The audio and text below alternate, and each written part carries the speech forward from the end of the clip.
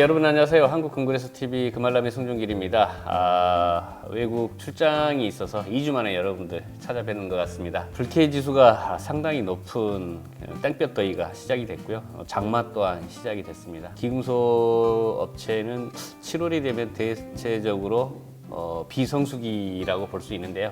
올해는 분위기가 좀 달라지지 않느냐라는 생각을 가져봅니다. 은값이나 은값 전망은 해외 전문가들의 기사 내용을 보면 그 우상향 쪽을 점치는 기사가 많고요. 어떻게 그렇게 되는지에 대한 신문기사 요약본 설명해 드리도록 하겠습니다.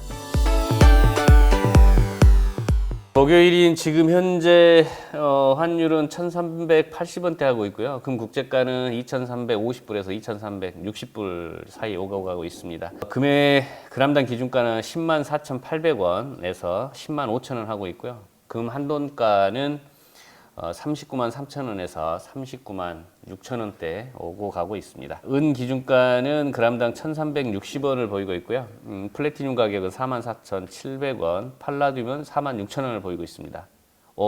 플래티늄과 팔라듐 가격이 다시 역전을 했네요. 팔라듐 가격이 플래티늄 가격보다 더 높아졌습니다. 팔라듐은 국내 내수 시장만 놓고 보면 쓰임량이 증가되고 있고요. 사용량 대비해서 공급이 원활치 않아서 프리미엄은 다소 상승한 걸로 알고 있는데, 이게 국제적으로도 지금 현재 품귀 현상이 발생되어지고 있는 것 아닌가 예상이 되고요. 이 부분 좀 더 조사해서 다음 주에 다뤄보도록 하겠습니다. 아사히 일본 당국의 시장 개입을 주시하는 가운데 달러화 대비 엔화 가치는 38년 만에 최저치를 기록했답니다. 이 엔달러 환율은 전날 그 장중 엔화 가치가 한때 달러당 161.9엔을 넘어서면서 1986년 12월 이후 37년 6개월 만에 최저 수준을 기록하고 있고요. 일본 통화당국의 개입에 대한 경계가 고조되고 있고, 엔저의 근본적 배경, 미 연준의 금리 인하 지연에 따른 달러 강세, 일본은행의 긴축에 소극적인 통화정책이 맞물린 결과라고 하고요. 1분기 일본 경제가 당초 보고된 것보다 더 위축됐다라고 하고, 미국 재정 악화 우려로 인해 엔화가 더 큰 하방 압력을 받은 면도 엔화 가치의 하락 요인으로 분석되고 있습니다. 키크발루스입니다. 러시아 글로벌 결제 스테이블 코인 사용을 고려 중이랍니다. 이 스테이블 코인은 달러와 등 기존 화폐의 고정 가치로 발행되는 암호화폐로서 대표적인 게 이제 테더가 있는데요. 우크라이나에서 계속되는 분쟁과 러시아에 대한 제재가 이제 강화된 가운데, 러시아 정부는 이 제재와 그다음에 스위프트, 이 스위프트는 외환 국제 협회인데요. 보통 미국의 통제를 많이 받고 있죠. 이러한 시스템에서의 배제에 대한 해결책으로 국경 간 지불에 스테이블 코인을 승인하는 것을 고려하고 있다고 발표를 했고요. 이 러시아는 2022년 2월 우크라이나 침공 이후에 중국과 러시아의 무역은 엄청나게 늘어났는데, 2023년에는 2,400억 달러로 역대 최고치를 기록했다라고 설명을 하고 있습니다.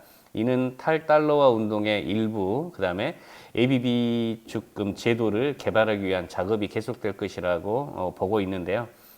중국, 러시아 뒷부분에서도 동일한 기사 내용을 가지고 추가 설명을 드릴 텐데, 브릭스 등 국가에서 탈달러화를 가시화하려고 이제 금을 많이 매입하고, 러시아는 스테이블 코인으로 결제 수단을 삼겠다, 이런 내용이 되겠습니다. 로이터에서는 남아프리카 공화국 임팔라의 플래티늄 바포갱 갱도 파업 종료를 발표했답니다. 이 파업을 한 이유는 작년에 금속 가격이 급락한 이후에 비용을 절감하고자 이쪽 그 광산에 있었던 일자리 수천 개가 없어지자 그에 이제 불만을 가진 노동자들의 대거 파업이 있었고요. 이 부분이 종료됐다라고 하니까 플래티늄 계열 메탈에 대한 가격은 좀 더 안정되지 않을까라는 기대를 가져봅니다. 키커발 뉴스, 트럼프의 승리 가능성은 글로벌 투자자들을 금으로 이끌 것이고, 무역 전쟁으로 인해서 금값과 은값 상승을 전망하고 있답니다. 이 헬하우스는 최근 기금속 보고서에서 트럼프 승리 가능성이 제기되는 가운데, 트럼프의 2기 행정부는 시장 충격, 지정학적 리스크, 인플레이션 상승을 초래할 수 있는 정책을 도입할 가능성이 있고, 중국과의 무역 전쟁이 재개될 가능성도 있어서 금과 은 가격을 더욱 상승시킬 환경을 조성할 것으로 보고 있고, 글로벌 투자자들로 하여금 안전자산 금으로 이끌 수 있다라고 설명을 하고 있고요. 트럼프의 과거 정책을 놓고 봤을 때 무역 전쟁으로 지정학적 긴장이 높아질 때 금 가격이 상승했던 지난 역사적인 사례가 있고요. 그의 임기 동안 불확실성과 시장 변동성은 경제 불안에 대한 해지로서의 안전자산 금의 매력을 강화시켰다라고 하는 게 이제 근거라고 볼 수 있고요.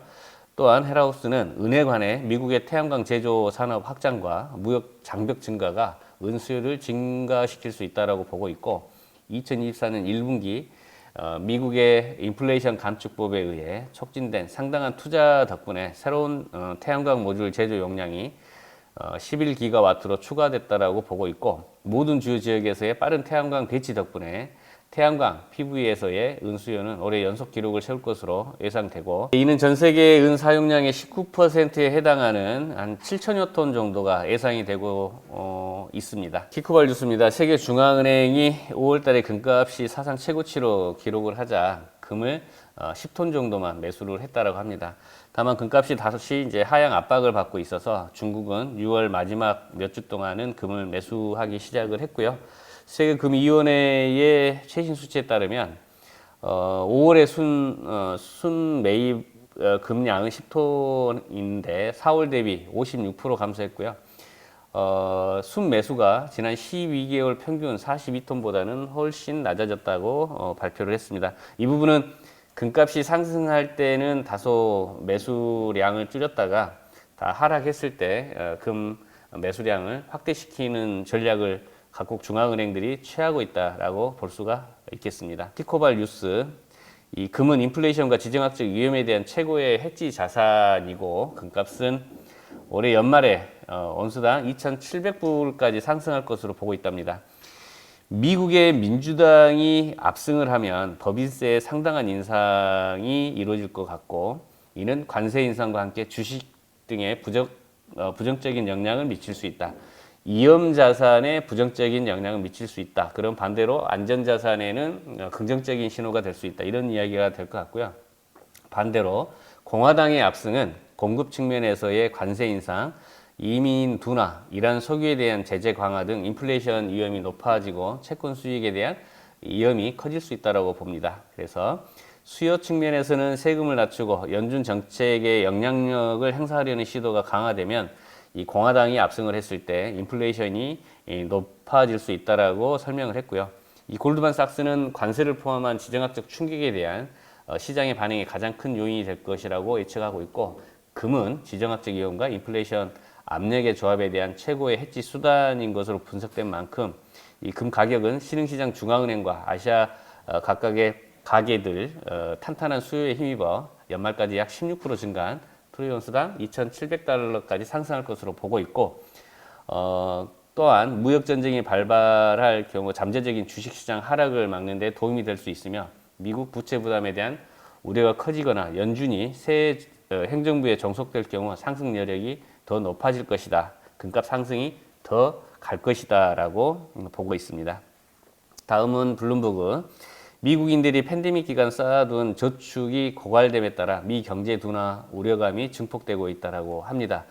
팬데믹 때에 정부가 지원금까지 뿌리면서 미국 가계에는 천문학적인 초과 저축을 하게 됐었는데 이후 경기가 빠르게 회복되자 이 저축분을 빠르게 소비로 전환을 했고 이는 높은 인플레이션을 초래한 한 가지 배경 요인으로 작용을 했지만 최근 미국인들은 팬데믹 기간 동안 모두 모아뒀던 여분의 저축을 몇 달 전부터 바닥을 냈고요. 미국 경제는 그 영향을 느끼고 있다고 설명하고 있습니다. 니케이 21세기 들어 가장 많이 오른 자산은 금이라고 합니다. 2000년 말 이후 8배 정도 상승을 했다고 하고요.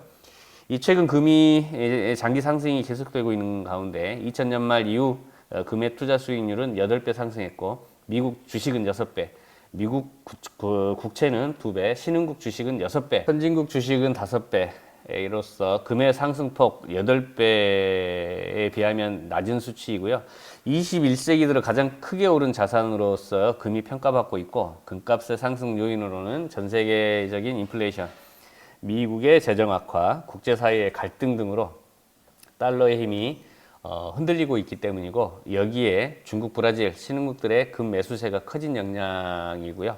우크라이나 전쟁으로 미국이 러시아 제재 일환으로 달러 거래를 제재하자 이른바 통화의 무기화가 우려 확산되고 있고, 이 신흥국 사이에서는 더는 달러에만 의존하지 않겠다, 탈달러화로 이제 번져가기 시작했고요. 그 결과 신흥국 중심으로 전 세계 중앙은행들이 2022년부터 지금까지 연간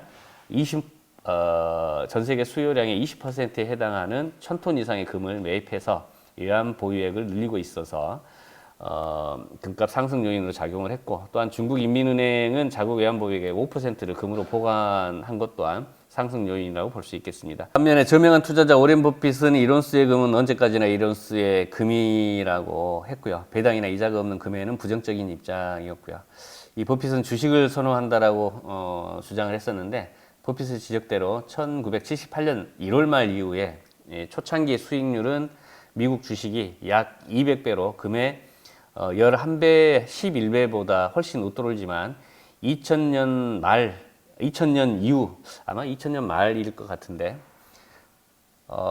금의 투자 수익률이 주식을 앞서고 있어서 역전 현상이 나타나고 있다라고 설명을 하고 있습니다. 워런 버핏의 예측이 잘못됐다라고 하는 부분을 지적하는 것 같기도 합니다. 자, 키코 뉴스입니다.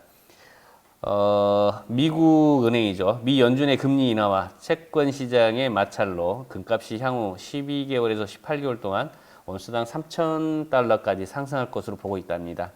미 정부 부채의 증가, 미 연준의 금리 인하 신호, 또한 채권 시장에서의 변동성과 중앙은행들의 금 매입 증가도 금 가격 상승에 중요한 요소로 작용할 것으로 결론 짓고 있고요. 미국 은행은 금 가격이 향후 12에서 18개월 동안 온스당 3,000달러까지는 간다라고 보고 있고, 이는 여러 가지 경제적 불확실성과 중앙은행들의 전략적 움직임에 의해 뒷받침되고, 이러한 전망은 투자자들에게 금에 대한 관심을 높이는 중요한 신호가 될 수 있을 것으로 보고 있습니다. 해외 전망 기사 중에 눈에 띄는 게 2000년 이후에 금값의 상승폭이 8배라고 했고, 위험자산인 주식의 상승, 특히 미국 주식은 6배 상승했다라고 합니다. 금이 차익 실현 규모가 이렇게 클 줄은 몰랐고요. 장기적인 관점에서 과거 이력을 봤을 때 금의 상승이 주식 상승보다는 더 높다는 것을 확인할 수 있었고요. 은에 대한 수요 또한 더 앞으로 늘어날 거기 때문에 차익 실현 규모는 금에 비하면 좀 더 나을 것으로 보고 있고요. 길게 어떤 그 투자를 고려하시는 분들은 참조하시기 바랍니다. 특히 이 부가세가 존재하는 그 판가가 있는 한국 시장에서는 골드바나 실버바 투자하실 때 부가세 부담이 없는 실물 교환형 그 상품권, 한국금거래소의 골드 유가증권이나 실버 유가증권을 전국에 있는 한국금거래소 가맹점을 통해서 구입해 보시는 것도 나쁘지는 않을 것 같습니다. 현명한 투자법이 될 것이기 때문입니다. 자, 오늘 방송 이만 마치겠습니다.